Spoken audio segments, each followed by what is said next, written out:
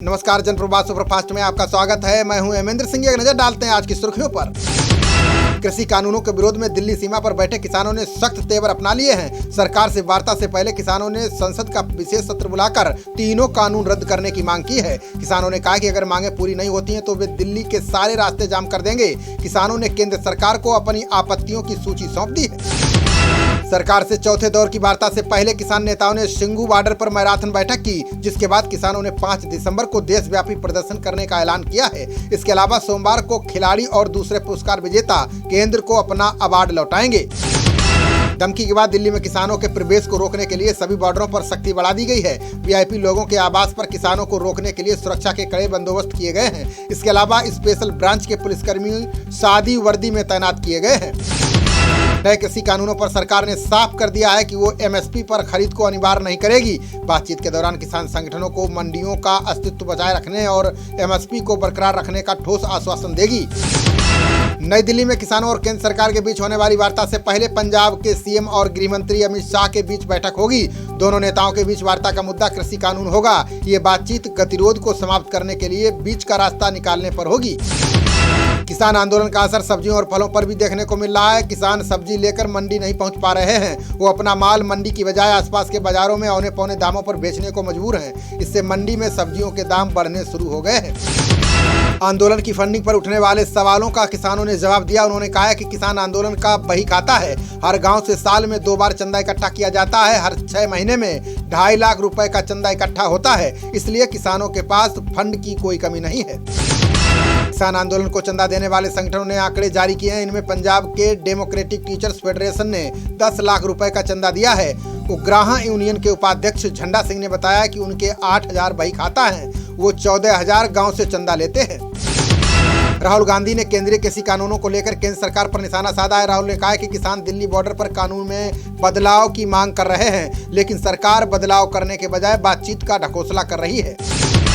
देश के पहले राष्ट्रपति डॉक्टर राजेंद्र प्रसाद की आज 136वीं जयंती है। इस मौके पर पीएम मोदी ने उन्हें श्रद्धांजलि दी। प्रधानमंत्री ने कहा कि डॉक्टर राजेंद्र प्रसाद ने संविधान निर्माण में अतुलनीय योगदान दिया। उनका सादा जीवन और उच्च विचार देशवासियों को सदैव प्रेरित करता रहेगा। एमडीएच के मालिक महाशय धर्मपाल गुलाटी का हार्ट अटैक से निधन हो गया है। 98 वर्षीय गुलाटी कोरोना पॉजिटिव होने के बाद ठीक हो गए थे। बता दें कि गुलाटी ने 1953 में दिल्ली के चांदनी चौक में महाशया दी हड्डी के नाम से दुकान खोली थी, जो एमडीएच के नाम से प्रसिद्ध हो गई। शीर्ष अमेरिकी आयोग ने अपनी रिपोर्ट में चीन पर पड़ोसियों के खिलाफ आक्रामक अभियान चलाने का आरोप लगाया है। रिपोर्ट में दावा किया गया कि भारत के लद्दाख में दोनों देशों की सेनाओं के बीच हुआ बवाल चीन सरकार की सुनियोजित साजिश थी। केंद्रीय पर्यावरण मंत्रालय ने पेरिस समझौते के प्रावधानों को लागू कराने के लिए एक उच्च स्तरीय समिति का गठन किया है, जिसका नेतृत्व मंत्रालय के सचिव को सौंपा गया है। इस समिति का गठन जलवायु परिवर्तन पर बातचीत के लिए किया गया है। डीजीपी और आईजीपी के 3 दिवसीय वार्षिक सम्मेलन की शुरुआत हो गई है। पहली बार वर्चुअल तरीके से हो रहे इस सम्मेलन में राष्ट्रीय सुरक्षा और पुलिस व्यवस्था पर चर्चा होगी। सम्मेलन में सभी राज्यों के एसपी रैंक के अधिकारियों समेत उच्च अधिकारी हिस्सा ले सकेंगे। चक्रवाती तूफान बुरेवी के कारण तमिलनाडु और केरल के कुछ हिस्सों में भारी बारिश की संभावना है। मौसम विभाग ने अलर्ट करते हुए बताया है कि चक्रवाती तूफान बुरेवी पश्चिमी उत्तर दिशा में आगे बढ़ रहा है। अगले 12 घंटे में इसके और गंभीर होने के आसार हैं। बुरेवी तूफान को लेकर पीएम मोदी ने तमिलनाडु और केरल के मुख्यमंत्रियों से बात की। उन्होंने दोनों राज्यों के हालात पर चर्चा की। पीएम मोदी ने दोनों मुख्यमंत्रियों को केंद्र की तरफ से हरसंभव मदद का भरोसा दिलाया। साथ ही प्रभावित लोगों की सुरक्षा की कामना की। गणतंत्र दिवस पर ब्रिटेन के पीएम बोरिस जॉनसन मुख्य अतिथि हो सकते हैं। पीएम मोदी ने एक औपचारिक बातचीत में उन्हें भारत आने का निमंत्रण दिया है। हालांकि इसकी पुष्टि अभी नहीं हो सकी है। आपको बता दें कि ब्रिटिश पीएम पहले भी भारत आने की इच्छा जता चुके हैं। गुजरात के नर्मदा जिले में स्थित स्टैच्यू ऑफ यूनिटी के टिकटों की आय में 5 करोड़ 24 लाख का घोटाला हुआ है। केवड़िया पुलिस ने नकदी जमा करने वाली एजेंसी के 7 अज्ञात लोगों के खिलाफ प्राथमिकी दर्ज की है। हालांकि अब तक किसी की गिरफ्तारी नहीं की गई है। सुप्रीम कोर्ट ने केंद्र को सीबीआई, ईडी और एनआईए समेत जांच एजेंसियों के दफ्तर में सीसीटीवी का रिकॉर्डिंग उपकरण लगाने के निर्देश दिए। कोर्ट ने कहा कि राज्यों और केंद्र शासित प्रदेशों को यह सुनिश्चित करना चाहिए कि प्रत्येक पुलिस थाने में सीसीटीवी कैमरा लगा हो। भारत में कोरोना संक्रमितों का आंकड़ा 95,35,000 के पार पहुंच चुका है। इनमें से अभी तक 1,38,648 लोगों को अपनी जान गंवानी पड़ी है। देश में पिछले 24 घंटे में कोरोना के 35,551 नए मामले सामने आए हैं। वहीं 526 लोग कोरोना से जिंदगी की जंग हार गए। दुनिया भर में कोरोना के मरीजों का आंकड़ा 6 करोड़ 48 लाख से ज्यादा हो गया है। इसमें 14,98,000 से ज्यादा लोगों की जान चली गई है, जबकि 4 करोड़ 49 लाख से ज्यादा लोग ठीक हो चुके हैं। इस बीच फ्रांस के पूर्व राष्ट्रपति वैलेरी गिस्कार्ड का कोरोना से निधन हो गया।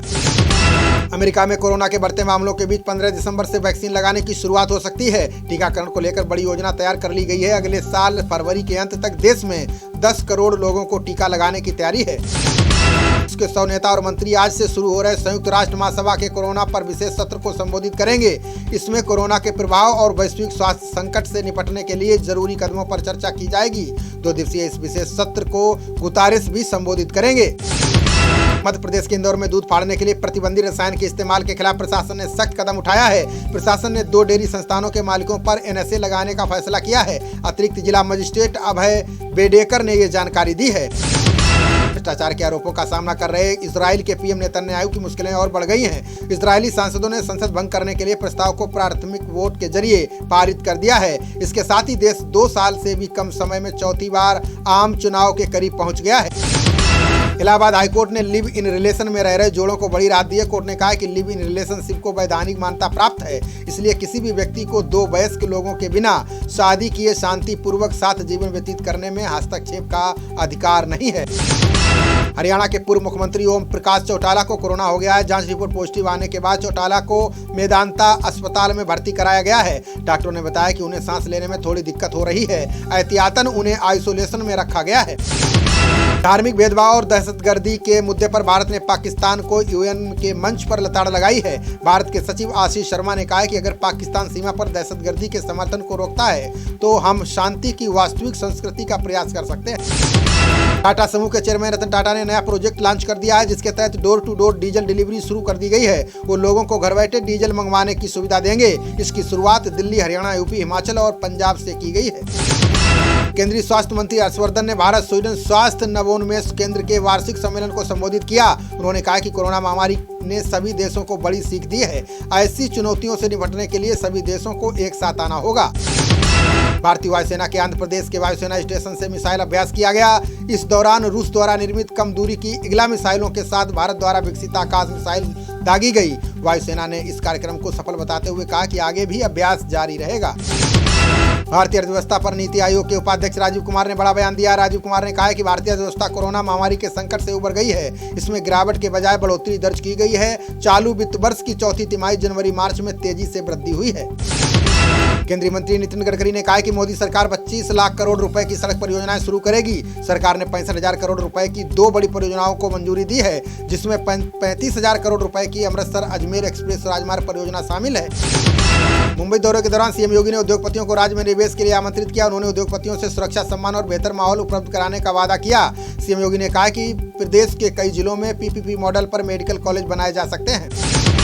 सीएम योगी ने कहा है कि फिल्म उद्योग को मुंबई से बाहर ले जाने की उनकी कोई इच्छा नहीं है। ये खुली प्रतिस्पर्धा है। जो प्रतिभा को उभारने के लिए सही माहौल और सुरक्षा दे सकेगा, उसे निवेश मिलेगा। उत्तर प्रदेश सरकार राज्य में बेहतरीन फिल्म सिटी के निर्माण के लिए प्रतिबद्ध है।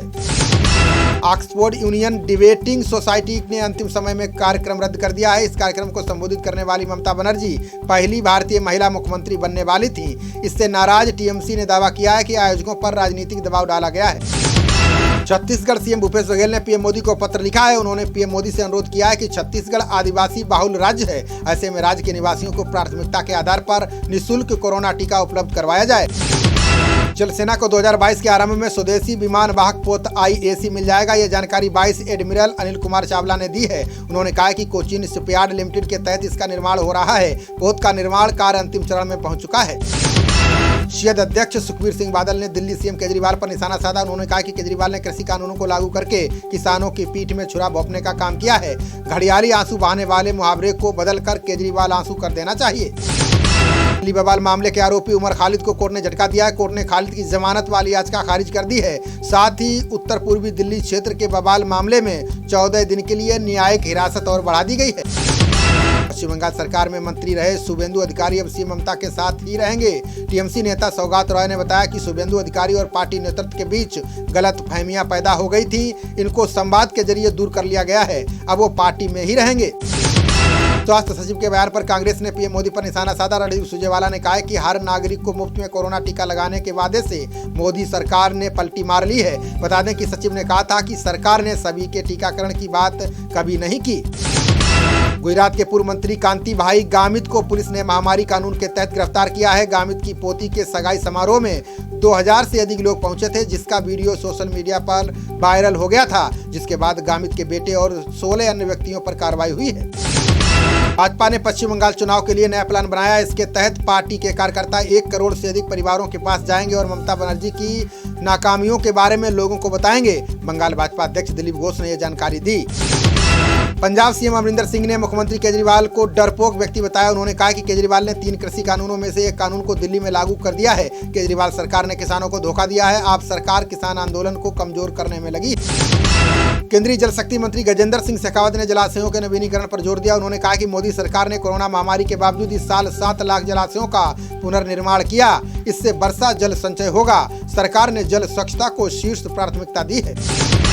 लखनऊ में धर्मांतरण कानून के तहत पुलिस ने शादी रुकवा दी है। पुलिस ने बताया कि ये शादी बगैर धर्म परिवर्तन के हो रही थी। इसमें हिंदू युवती अपने मुस्लिम प्रेमी से शादी कर रही थी। इस प्रेमी जोड़े ने डीएम से धर्म परिवर्तन की अनुमति नहीं ली थी, इसलिए शादी नहीं हो सकती। आईआईटी दिल्ली के 300 से ज्यादा छात्रों को शानदार पैकेज पर नौकरियां मिली हैं। कई छात्रों को बहुराष्ट्रीय कंपनियों में 1 करोड़ 54 लाख रुपए तक के पैकेज मिले हैं। अधिकारियों ने बताया कि प्लेसमेंट सीजन के पहले चरण के पहले ही दिन छात्रों को नौकरी के प्रस्ताव मिले हैं। सीबीआई ने जबलपुर के सैन्य गैरिसन इंजीनियरिंग कॉलेज के 2 लोगों को गिरफ्तार किया। इनकी गिरफ्तारी 3,10,000 रुपए की रिश्वत लेने के दौरान की गई है। सीबीआई ने बताया कि इंजीनियरिंग सुजीत बैठा और स्टोर कीपर जयदीप शुक्ला ने बिल भुगतान के नाम पर रिश्वत ली थी। बिहार में अपराध के बढ़ते मामलों पर पुलिस मुख्यालय ने क्राइम रिकॉर्ड के आंकड़े जारी कर दिए हैं। इसमें कहा गया है कि इस साल पिछले 9 महीने में अपराध में 3.12% का इजाफा हुआ है, जबकि किडनैपिंग में 20% और फिरौती में 125% की बढ़ोतरी हुई है। खबरों का सिलसिला जारी रहेगा। देखते रहिए जनप्रवाद। नमस्कार।